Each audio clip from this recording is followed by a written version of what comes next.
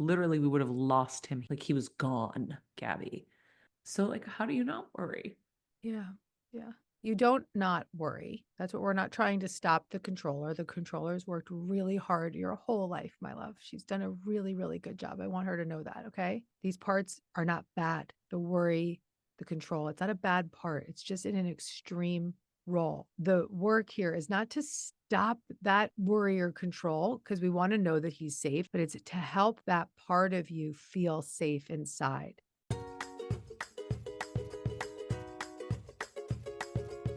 Hello, hello, Hill Squad. Welcome back. Glad to be with you today. We're going to start with our quote of the day, and it comes from our guest. You don't have to figure it all out at once. You just have to take the next step. That, my friends, is from my friend Gabby Bernstein. Hill Squad, I couldn't be more thrilled to celebrate this milestone with you all. It's our 1001st episode. What better way to kick it off than by welcoming my dear friend, Gabby Bernstein, back to the show. Of course, she is one of the most inspiring voices in personal growth. #1 New York Times bestselling author, speaker, and spiritual guide, who is here to talk about her groundbreaking 10th book, Self-Help. Can you believe there isn't already a book called Self-Help? Yeah. When you're worried about names, start realizing that they're not all taken like you think. Anyhow, we are going to explore how internal family systems, otherwise known as IFS, can help you uncover the hidden patterns keeping you stuck, like self-judgment, people-pleasing, or addiction, and how to heal and finally feel whole. If you're ready to let go of the habits that no longer serve you and step into a more peaceful, empowered version of yourself, this is the episode for you. Here we go. All right, so that's that. Guys, make sure to put those intros in the chat and outros so I have them. And now here we go. So Gabby, welcome back. You're my 1001st episode. I feel so good about that. And I feel like I'm also grateful that I'm like back for the 5th or 6th time. I don't know, 5, 4 times because we're girls. I love I you. know. I love you too. And we always have such great chats. And I feel like, yeah, I talked about in the intro the fact that this book is called Self-Help. I remember being at Jessica Alba's with you, where she did this like beautiful dinner for you and was introducing this whole concept of IFS to some of her closest friends. And all of us were just like, wait, how in the world has no one written a book called Self-Help? And I'm not kidding when I say if you are worried about finding a name and somebody taking it or any of this stuff, like this just goes to show what's meant to be for you is meant to be, and self-help was meant to be for you. I would say that. And I would also say if you're worried about trying to find a name for your book, you should DM me or find me somehow because I am the title whisperer. Really? Well, I've actually, one of the coolest things that you may not even know about me is that I have about, I mean, hundreds of people, well, thousands of people I've trained in writing books, and hundreds of them have gone on to publish them. Wait, you train people on how to write books? I have a course called the Bestseller Masterclass, Interesting. and it is the place where I teach folks how to write and market their bestsellers. Really? I'm gonna Yeah. have to take that course next time I'm ready to write a book. Yeah, I'll give it to you today. I'll give it to you in your inbox. And so one of the things that's in there is like the Nail Your Title workshop. And when I'm live teaching this, I channel titles and they just come out of me. I'm a title Interesting. whisperer. I'm s- Okay. I'm good at the title. I love that. Yeah, it's not easy. Mm, But I guess it is for you. easy for me. Easy for me. So, how did self-help come to you? I believe, Maria, that I've written all of my books up until this one, 9 books I've written for myself first to heal myself.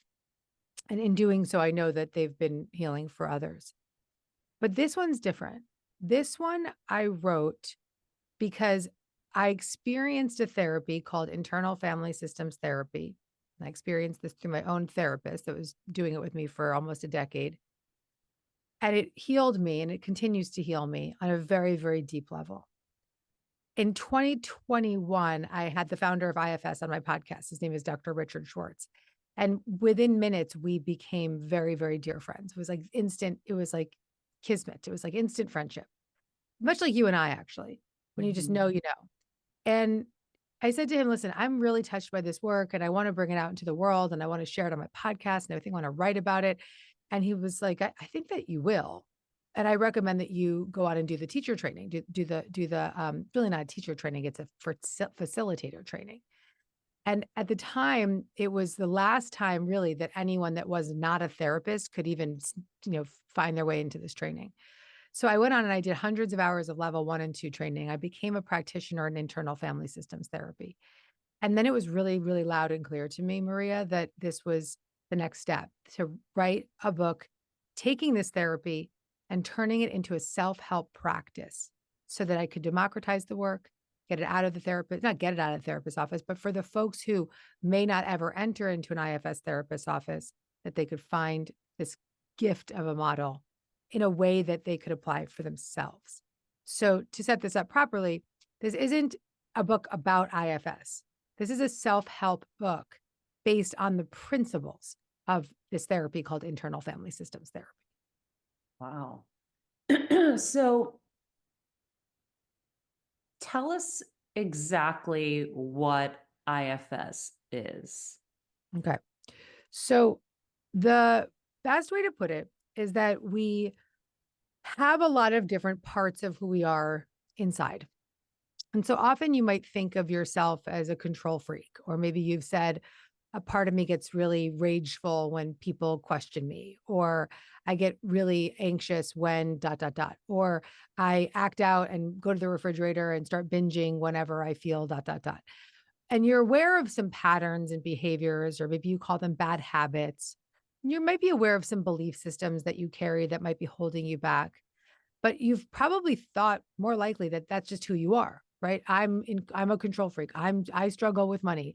I am an addict. I am. And the reality is that you are not that quality. It's a part of who you are. And in IFS, it's identified that these aspects of us are actually protection mechanisms. And they're protector parts is what we call an IFS. So the part of us that might numb out with YouTube is a protector part. It's a protection mechanism. Or the part of us that might be overly worried or completely fearful or a control freak or a people pleaser. These are protection mechanisms. And when you look at it this way, you might want to wonder, how long have these aspects of myself been around, right? So for me, I have a controller part. I would say, how long have you been around? She's been around forever, Maria, like for as long as I can remember. And whenever we ask these parts of ourselves, how long have you been around? They're always say, since I was a kid, as long as I can remember, for many years. And they're protection mechanisms. And who are these protection mechanisms protecting? They're protecting very young emotional disturbances from our childhood. And so as children, we all experienced big T trauma or small T trauma. Doesn't matter how big it was or how small it was. Maybe we were bullied on the playground, or maybe we experienced attachment breach and we had a parent that was alcoholic. No matter what happened to us, it was too much for us in those young moments to manage or to handle or to process. And so right away, we were experiencing these very uncomfortable feelings. And as children, we said, I'm going to do whatever I can to never have to face that feeling again. I'm going to protect against that feeling. And boom, at 6 years old, the people pleaser is born, or the controller is there, or the perfectionist. Little kids, we can see them going right, or the boss, right? My little boy's like, I can see his protector as the boss. Like if I'm the boss, I belong, right? And so, and it'll be fascinating when you start to see this in your daughter. And so we live in these ways where we're from a very young age protecting ourselves, and we create habits and behaviors and belief systems based on these protection mechanisms. And those are called protector parts. And so the bad habits or the addictive processes or all the things that we might say, oh, I wish I was doing less of that, or I wish I wouldn't have to fall back into that, or why am I in that pattern again? These are parts of us that we do not have to shut down. We don't have to force them to stop. We don't have to judge ourselves anymore, because in my book, I've given a 4-step practice to befriend those aspects of ourselves, those parts of ourselves, and to allow them to heal naturally, rather than trying to force ourselves to stop something, rather than judging ourselves into a new behavior, or shaming ourselves, or or even becoming more destructive. Wow. So I've never heard that before, that these were protective behaviors based on whatever the trauma was.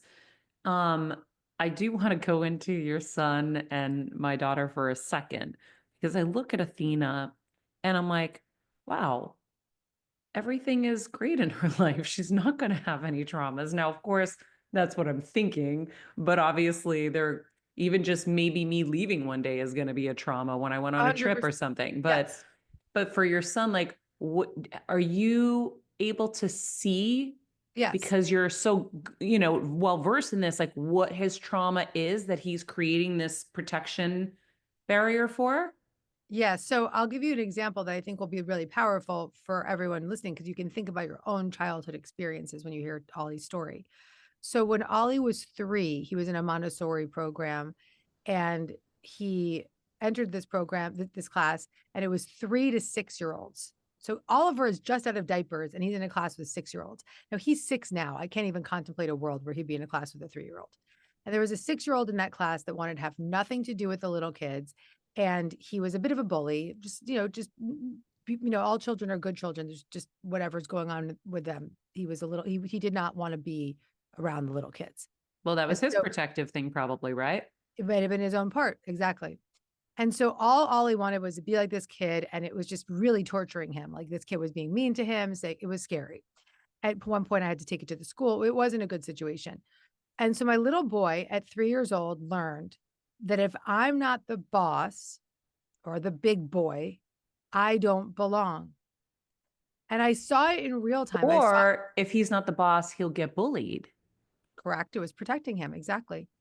And so I saw this happen in real time. I saw him not being nice to other little kids. I saw him walking around with his Nerf gun. Like new people would come over to visit, or kids would come over to visit, and he'd hold his Nerf gun in his hand, like protecting himself, or like literally acting like he was the bully, the boss. And I've been working with this part with him since he was 3, and we've started to unravel it and started to be curious about it. And I was really compassionate toward it. And I use these 4 steps that are in the book to get to know this part of him and to help him really process it truly, so that he wouldn't have to live for the rest of his life thinking that I have to be, to be an asshole to get by. Right. Yeah. And those moments happen very young. And it could be as simple as a 6 year old bullying you at 3 years old. And you built the belief that if I'm not the cool boy, if I'm not the big boy, if I'm not the bully, then I'm not belonging. And we have these in different ways, all different kinds of ways. For me, it was more extreme. Thankfully for Ollie, this is not the case, but for me, it was much more extreme. As a child, I experienced a lot of attachment breach, and I experienced traumas as a child, extreme trauma, big T trauma, What's and attachment breach? neglectful parents, sort of the anxious attachment style, where my mom would be present and then she would be missing, and it was just, sort of energetically, even it wasn't steady, it wasn't safe. And so my little brain was really out of control, felt really out of control. So what would that little Gabby want to do? Find control however she could find it. And that controlling part of me has been working her ass off to keep me safe from that impermissible feeling from my childhood for 45 years. And I've done so much great work with her, Maria, that I'm really helping her relax. I'm really helping her, even in the last 48 hours, truly. I'm doing such deep work with my therapy and with my 4-step practice in the book. And so you can see pretty clearly, little Gabby was out of control. And so she built up a protection mechanism that said, I will do whatever it takes to be in control to try to feel safe. Yeah. And so if you're listening, and you too, as the student always, we're thinking about, okay, well, what might be one of my protector parts? Could be a pattern or behavior or a habit that you feel is a bit unmanageable or extreme. It could be a belief system that you carry that's affecting your future, that you're affecting your life. It could be even like a physical somatic experience. A lot of times pain, like back pain or jaw pain or gastro issues, can be protector parts, much like that John Sarno work of it being like a psychosomatic condition. So we have impermissible rage and fear and terror from our childhood. We don't want to feel it, so we project it onto our body. Wow. Anxiety is another form of protection, right? If I'm anxious, I don't have to feel the deeper feelings. And so if you've ever said, oh, a part of me takes over, or a part of me acts out in these ways, or I notice I have a protection mechanism, or there's a habit that's really extreme in my life, these are your protector parts. What about like OCD, type A, all of that, 100%. right? 100%. Absolutely. Yes, absolutely. Can I go back for a second for moms like me who are now worried about coming and going? So Well, tell you me what. never have to be worried, and I'll tell you why. Because I I'm like, wrote wait, I come and go. Oh No, no, no, you don't have to be worried. I wrote a book called Self-Help, and it's for you. And if you master these steps, you'll do them with your kids. So lately, Ollie's been saying things like, being on stage and doing your work is bad, mommy. And he doesn't realize that like being on stage is actually the best part of my work. But I kept, I was getting sort of like hitting a bottom with sort of too much to do. And and he heard me, like I'm losing my mind. I can't go on like this. Like these kinds of things I would say to my husband in the kitchen. And he said, it's breaking your brain, mommy. And I was like, okay, here we go. This is a part and I got to work with him. And so I explained to him, so instead of, I'll do the steps, I'll teach you the steps. So instead of overriding that part of him that is protective and feeling these feelings, I use these 4 steps with him. And I first chose to check in with the part of him that felt nervous about this, right? Because he was saying, it's making you not be able to be with your loved ones. And I was like, here it is, right? And so instead of overriding that and saying, oh, don't worry about it all, you'll be fine, or pushing past it or ignoring it, or just saying, mommy's going to be around more. Don't think that way. I was like, let's do the steps. So the first step is to choose to check in with the part. So I would get his buy-in and I said, hey, Ollie, can we check in about that feeling? Like, want to talk about it. And once I got a little buy-in from him, like, okay, we'll talk about it. I became curious, which is step 2. I said, okay, well, what does that feel like for you when mommy has to go to work? And, I feel sad. And might ask a little bit more, like, where do you feel that in your body? I feel it in my stomach. And what do you know about that? And I get more and more curious. And as I just sort of offered him this curiosity, he felt connected to me. And then the third step was compassionate connection. And I said to him, well, sweetheart, what do you need? And he said to me, in this moment was quite beautiful. I need you to be more with me. This is his words. I need you to be more with me. And I said, okay, I see you and I understand. And I'm so compassionate. I understand how much you want mommy around. And here's my next step. I'm going to go and I'm going to change some things around and do what I can to make more time. And then I said, how do you feel now? And I asked him, do you feel a little bit more calm now? And he said, yeah. I said, do you feel connected to mommy? Yeah. Yeah. And do you feel like mommy's got a lot of compassion for the situation? Yeah. Yeah. So I know that he in that 4 steps is with my guidance, my self energy, which I'm going to teach you, my self energy, my compassion, my connection, my curiosity, my calmness, my clarity, my confidence to speak with him in this way, the courage to go there, allowed him to feel the parenting that he needed, right? Mhm. To get to a place where he felt seen and safe and soothed and secure. And so that was beautiful for him. And he'll have this model and these 4 steps in his system for the rest of his life because his mother is Gabby Bernstein. But none of us had Gabby Bernstein as their mother. Okay. We could have had the most well intended parents, but they were not attuned to these types of practices, most likely, Yeah. right? Majority of people. And so what did our parents do? They probably, when we had big experience, I said, well, you're okay. You're okay. Or you'll be fine. Or we'll push past that. Or we'll move on, right? Move on. Get over it. You're okay. And so we were Or left, mommy has to work. or mommy That's has just to how it work, is. or just, yeah, exactly. Just blowing it off, or, dumbing it down, or minimizing it, or shaming you for having those feelings. And the reality is that we were left alone with our big feelings. And so what did we do? We took on these adult roles of protection, protecting ourselves from those feelings. And that became these patterns that have really kept us stuck and small and have blocked our manifesting power. These patterns and habits have kept us in addictive patterns. They've kept us stuck. And so that process, that 4-step process, is accessing your inner parent. So I, the parent, could do that with Ollie, right? And then he could feel that connection and that clarity and that commitment. Now, what if we could be our own inner healer? Mhm. If you practice those steps with your own inner children, the parts of you, the protectors inside, and you knew that there's a little protector that's a little child that's been around for a long time. And instead of overriding it or pushing past it like we might with a child, we checked in with it and gave it that curiosity and gave it that connection and that compassion. What might emerge? Well, the part of you inside might feel more calm and it might feel more connected to you. And it might feel more creative, like a little bit of like youthful energy coming back. And it might feel a little confident and there's some clarity coming through and it feels connected. And that energy that it starts to feel in that process is the energy of self with a capital S, which is why this book is called Self Help. And self is our internal parent that is an energy inside of us that's just waiting for us to come to it, to open to it. And there's a great way of defining what self is in the book. There's this beautiful quote from Stephen Kranz, who is a IFS practitioner. And he says that self is like the sun behind the clouds, and the clouds are the protectors. And when the clouds start to dissipate, Mm. self can begin to emerge naturally. And so as we start to tend to these parts of ourselves with this 4-step inquiry, the sun of self begins to emerge naturally because we're helping those clouds soften. I love that.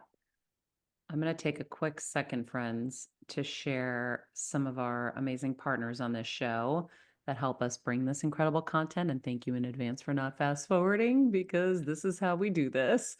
Friends, the new year's almost here, and Macy's has everything you need to step into 2025 feeling your absolute best, whether you're looking for a show stopping outfit to celebrate New Year's Eve in style or some fresh activewear to crush your resolutions. Macy's has you covered, from chic party looks to cozy functional gear that'll make you feel amazing while sticking to these goals you're going to set. This is the perfect time to refresh your wardrobe and start the year strong. The best part, these deals are only available from December 25th through January 1st. So don't wait to shop. Visit Macy's.com or head to your local Macy's store to get started. And also, you check out my favorites and my wish list down in the podcast description. Let's make 2025 your most stylish, confident year yet. Happy shopping, friends. And of course, let's talk about the ultimate self-care routine, starting with your hair. Way makes it so easy to feel like the best version of yourself, even on your busiest days. Their products are designed for every hair type and every kind of hair goal, whether it's shine, hydration, or taming those pesky flyaways. Treat yourself and your hair to a little hair care love. Go to theway.com. That's THEOUAI.com. Use the promo code HEALSQUAD. You'll get 15% off your order. Start your journey to healthier, happier hair today. So, Gabby, I want to go back for a second because your son, what I heard when you were telling me what he was saying is that he was worried about what you were saying, that your brain was breaking, that you were, so overwhelmed. And that's something that kids do see in us. They hear everything that we're saying. And it's a nice reminder, for me, of course, as I'm raising a little one too. But to me, it felt like he was worried about what you were saying, not the other stuff. So do you address that as well? Because Yeah. I feel like, Yeah. kids I do actually worry addressed about that. I us. actually addressed that this morning. This might sound crazy. And my husband rolled his eyes at me. And he was actually like, why are you doing that? And maybe I was inappropriate. I don't know. But like, I prefer to just be honest with my child. And my cat just entered the room. Hello, kitty. Um, Oh, so hi, soft. kitty. Pretty. Yes, my love. Okay. Um, all right. So cute. So I said to him, so I'm going through menopause, Maria. I'm 45. I'm going through menopause, like deep, deep in it. And I'm on HRT and I'm doing whatever I can to save myself because we'll talk about that in a whole other podcast. Yeah. And so it's creating a lot of like when you go through menopause, you no longer have any shits to give. Like no shits to give. It's exciting. So if we don't get there naturally, we'll get there through menopause. That's Perfect. right. You get to the place where there's no more shits to give and you're literally like on life's like and it's really scary. Like the suicide rates for women are the highest from 40 to 55. Oh, okay. Well, now we get serious. That's a whole other Yeah. side. Okay. Well, no, menopause will I mean, if I had it, I have it I had it because I'm now treated, but I had it the symptoms so badly that it would have taken me that to that type of darkness, and I got on it really quickly. And that really brings you to those parts of yourself that were these parts for me, like the controller. Like I really couldn't control every area of my life anymore. I had to start to surrender because I have no more capacity to do it. Okay. And so a lot of the like, I'm losing it. I can't go on like this. That was a lot of, that was truth. That's truth. That's the part saying, help me. Right. Yeah. But it's also, it was really extreme and exacerbated through the menopause journey. And so I talked to my doctor last night and she was looking at my numbers and she goes, um, so do you want to murder people? And I was like, yeah, like I have murder in me. like, yeah, like I'm I like love pound. you and I love your honesty so much. I'm like, yeah, I'm in pounding dashboard mode right now. Like I'm a dashboard pounder, like literally like punching dashboards. Yeah, This yeah, will yeah. take you. And women listening are like, mm-hmm. And she said, okay, that's because your estrogen keeps going down. We need to up your estrogen and we're going to get you settled. But like everything else looks great, but the estrogen's still going down. So it would make sense that you might be losing your mind. And so literally she said, losing your mind. Same words my Wow. son said. Okay. And so I was in the kitchen today and my son's sitting there and I was telling my husband, I want to tell you what my doctor said. I said, you know what, Ollie? How mommy was saying that she was losing her mind and her marbles were, her brain was breaking and all these things. And you thought that my brain was breaking. I found out from my doctor yesterday that I was having a little like, I didn't really get into like the details. I was like, Yeah. a little bit of a disturbance. And so I'm getting the help now. And I was like, there's good news. Like, mommy got some medicine. She's going to get help and she's going to make her brain feel better. And Zach is looking at me like cross eyed. And I'm like, you know what, bro? Like, first of all, you need to handle this because you're a man and you need to understand that this is the most extreme thing that happens to a woman. And why not tell my son the truth, right? Yeah. That mommy's got some stuff going on. She got it worked out. And that's the good news because it's processing it with him. It's acknowledging that he had an experience of seeing me that way. And it's telling Mhm. him truthfully, hey, I'm on the right track. Mommy's on the right track. Mommy's doing something about this. And so I don't know, maybe that was or wasn't the right thing, but I felt good about it. I felt like, let me tell the truth and keep tracking that with him, like not forget about it, right? But to say, I know that you saw mommy in a really tough spot. And I'm not going to I'm not going to forget that happened because that's an imprinted experience now in you. And I'm going to tell you the truth about it. And Yeah. so Well, now he speaking maybe doesn't have to worry. and not exactly, I mean, come on, who doesn't want transparency, right? As a child, as a person, if you have people in your life, Everyone. care about everyone wants the truth.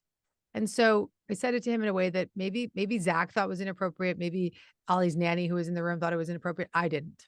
So Yeah.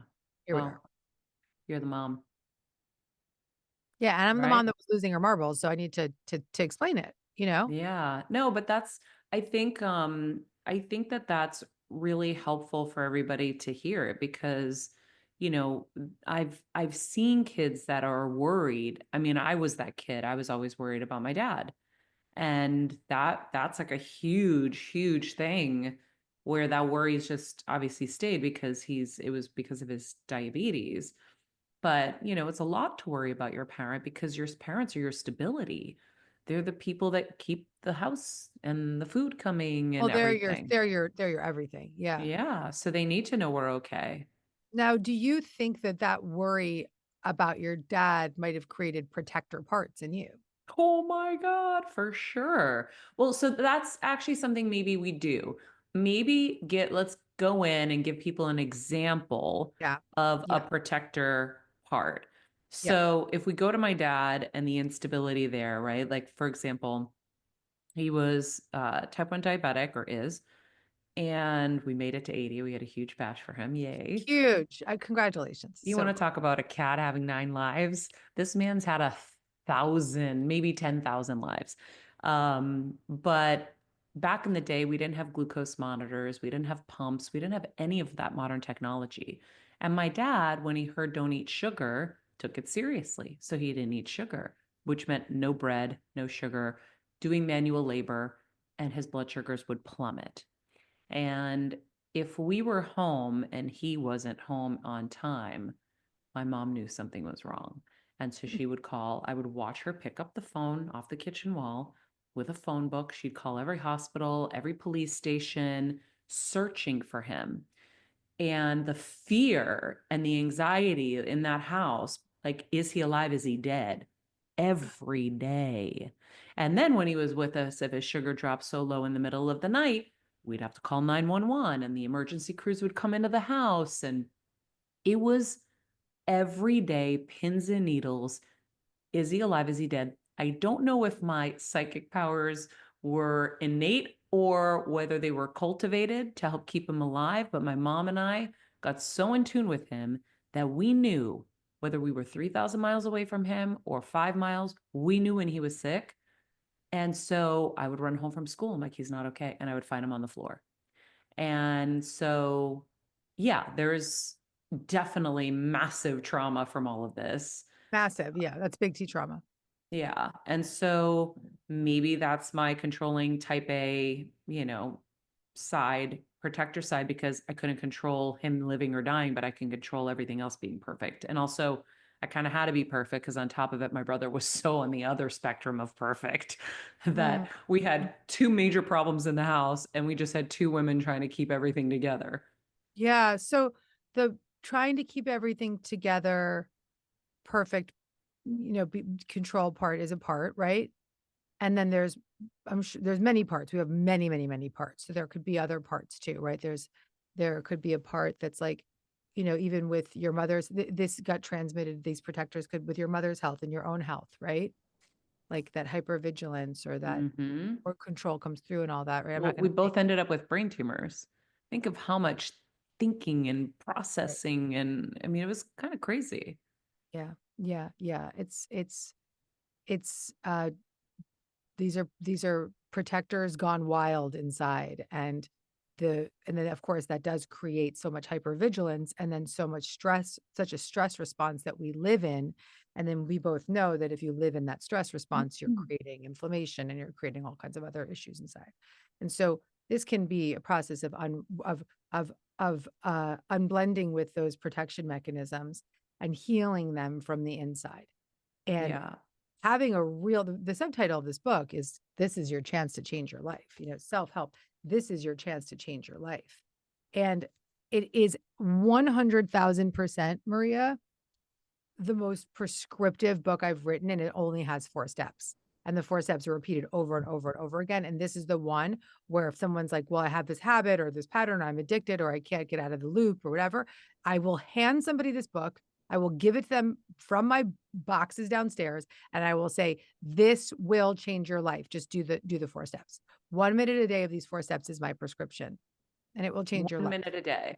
And so, what would I do in that 1 minute a day for what we just discussed? So what part would you like to work with? We can give a demo.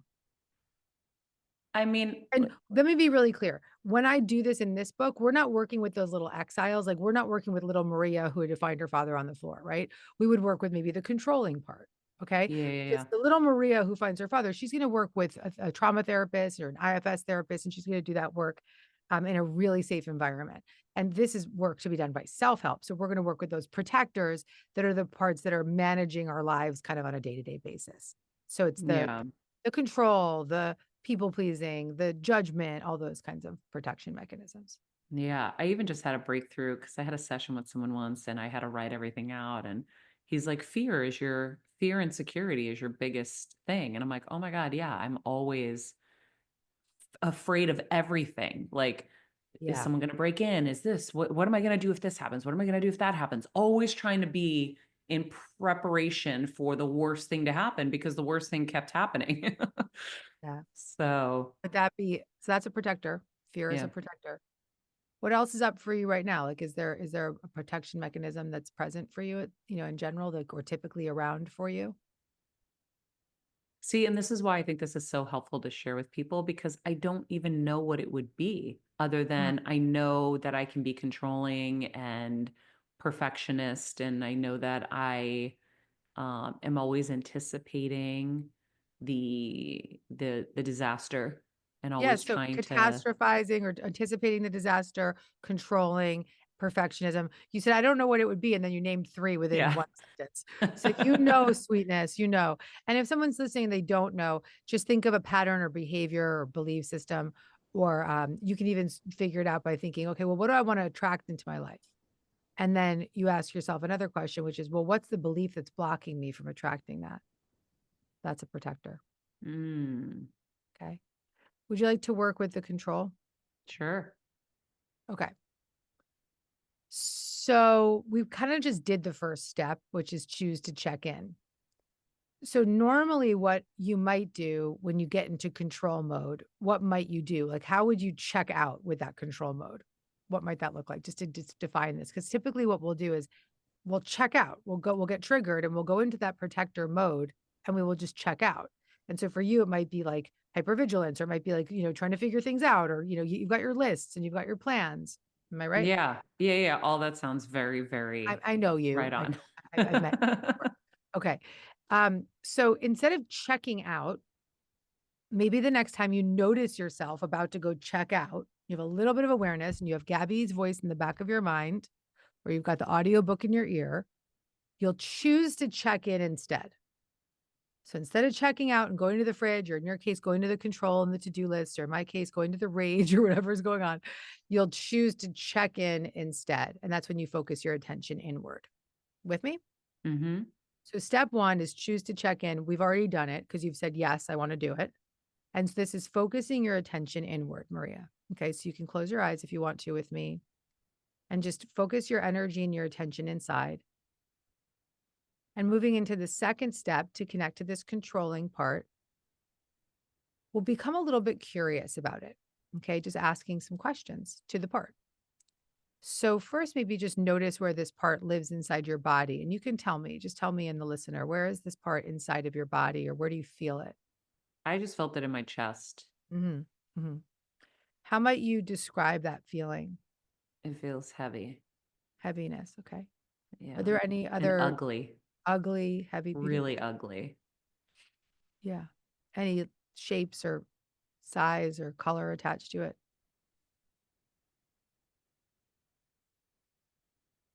It was just, yeah, just kind of like just a blob of, yeah, kind of like a Blob. blob. Excellent. Okay. Good description. And how long has this part of you been around?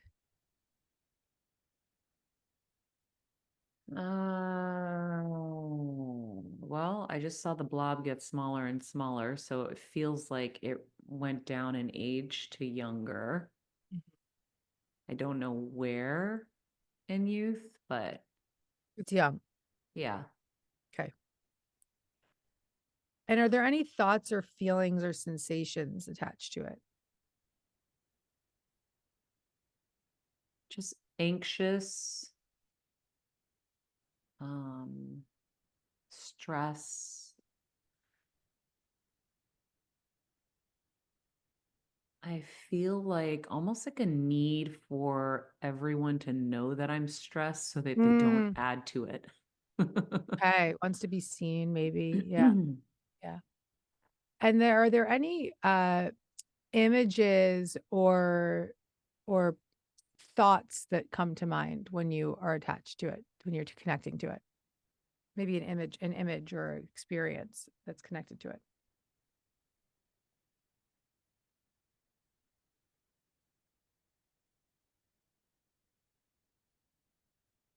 Why a car is coming up? Mm, okay. Oh, well, that makes kind of sense actually, because it was always my dad we were most afraid when he was driving. Mm, Like okay. I'm currently worried about him right now and where he is and if he's okay. Okay. So you even So, have that control and fear right now. yeah. Okay, cool. Can you just place your hand on your chest where you feel that feeling? And let's give it a little bit of breath. Maybe feel into the feeling just for a moment and just give yourself the permission to feel it. The blob. And now we'll go to the third step, which is to compassionately connect to the part. And this is where you'll ask the part, Maria, what it needs. Ask it, what do you need?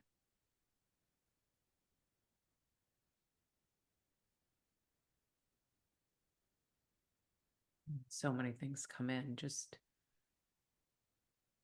tired, peace, a hug. A hug, peace, a rest. With your hand there, just give it some more breath. Let it know that you see it and hear it saying that.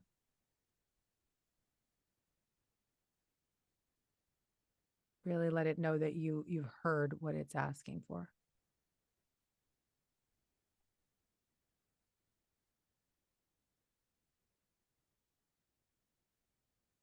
And as you check in more, just check in and see how do you feel right now? Well, I feel emotional, Mm-hmm. feel a little tense in the shoulders. I'm a little frustrated that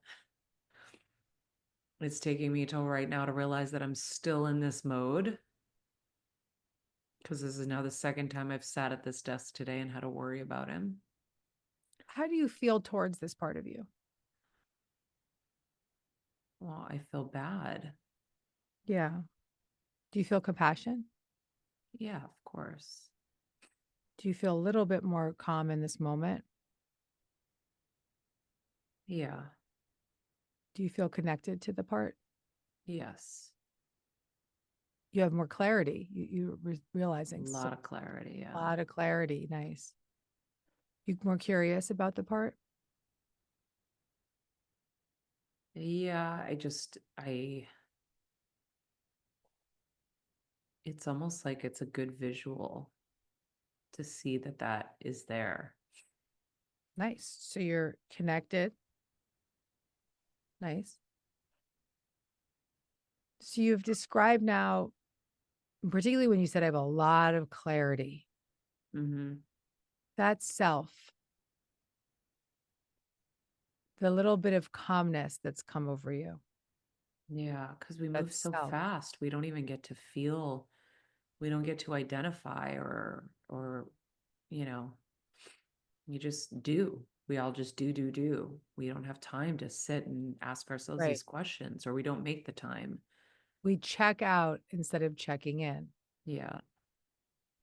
And so, can you let that part of you know that you now have the book and you have Gabby on speed dial and you have my app, which has all of these check ins in it where I can guide you through this, or you'll be able to guide yourself, however you decide to do it. Just let the part know that maybe you'll check in with it once a day for a minute or so. Yeah, I like that. It's like our meditation where we can just become aware. I think that's the biggest thing, is becoming aware and then being able to kind of realize, oh, like for me, just sitting there, I was like, well, I know that, and I don't want to put this on him, but I do know that this was contributory to my mom's illness, because she never slept a night of her life. She never was not in fight or flight. And I know that maybe there was a little contribution over here too. And now as I sit here and I'm like, wow, twice today I was on pins and needles. I had to stop a Zoom to call and try to find him. I have to look at his location. I have to check his blood sugar on the monitor. I have to do all this stuff. And granted, I have better systems than my mom did, but why? Like, I have it too. And this is my battle with him. I'm like, I have it too, and nobody has to chase me. No one has to hunt me down. No one has to do all of this. Yeah. So, what I want to point out is that this little Maria was forced into this adult role of control. And but she's still a little girl inside. And so, little Maria needs that inner parent to help her feel safe, that inner self connection, to remind her that there's safety inside and to help her unburden the belief that she has to be his parent, that she has to be so in control. Yeah. Yeah. But I mean, it's so hard. Like 2 days before his 80th birthday, he was collapsing all over Home Depot. And we got lucky that he butt dialed my brother, and my brother was able to race over there. I was in Boston. I would have never even made it on time. And he was able to talk to somebody to give him sugar. Like literally, we would have lost him. His eyes were squeezed shut. Like he was gone, Gabby. So, like, how do you not worry? Yeah. Yeah. You don't not worry. That's what we're not trying to stop the controller. The controller's worked really hard your whole life, my love. She's done a really, really good job. I want her to know that. Okay. Can you let the controller know that she's done a good job, a great job of keeping him alive, of helping the little girl feel safe. Okay. That's important because these parts are not bad. The worry, the control, it's not a bad part. It's just in an extreme role. And so the work here is not to stop that worry or control, because we want to know that he's safe and you want to know that you can help him in his elder years, but it's to help that part of you feel safe inside so that you can carry on supporting him without having to live in that terror and to support him in a less extreme way. Well, and I feel like everybody who's listening, and I know like our inner Patreon group that we meet once a month, like I know so many of them feel this in different versions, different capacities, where it's like, yeah, we learn all this stuff and we want to be better, but there's just so many things that unfortunately you can't get past, or or it's hard to kind of understand it. But even just that is like, okay, as long as I can feel safe inside, I can figure out how to make him be physically safe. But I have to know that it's not me. Exactly. Like, for instance, my controller wrote 10 books in 14 years, right? So she's done a lot of good work in the world.